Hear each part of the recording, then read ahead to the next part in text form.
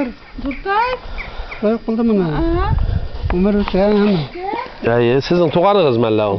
Benim Atenin abayının hatanı.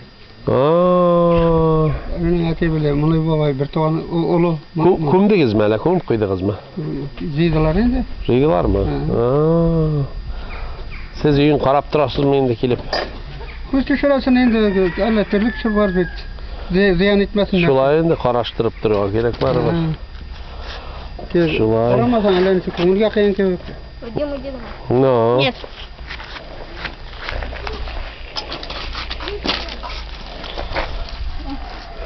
О, снимайте.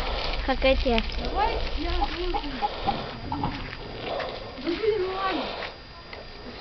Nindi matur gün. Evet. Yatayı millet degan yatayı. Ne nerse bulup? Şiirlep gitti men o. Şeirlep gitti. Ey Allah. Снимите. Mulay babay Atenin abayı ola. Qarapmay. Mulay babay aytып qo'ydi. Qarap. Qaraştırıp duruyor indi. Qarap turgan. No. Gel qarap turdi. Yara indi. O'zingiz qayda yashaysiz? Bunda bu uramda mı? Turamda. Tegi uramda mı? Qarap qo'yishlar. Nima qiladi? Nima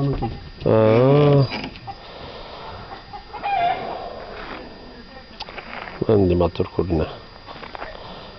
Ay Allah. Uramlar ko'rinamini. Kuruna ana şol uramlarni qarayım bilaydir. Bunani qarayım. Gerek maturuna uram. Degan. Shunday matur bo'lib kuruna. Turib qala. Olib Zaytavada olib ketadi. Vay. Sen bulay bizim Fatih'ni. Özüm ne? Bilaqatay rayonu. Ati yani Mescitli rayonları, yani Müslüm degen avuldan. Müslümanlar. Müslüman. Müslüm, anda Aqqa degen avulni eshitganingiz bardir ana şu laqtan men.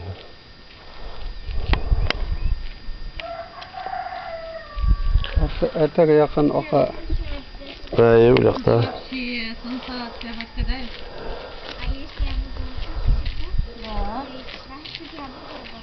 Конечно, рыболовом будешь, да. Молодец, Айма. Вы вчера вообще рекорд показали. Дядя Фарид, да? İki satam zanalda.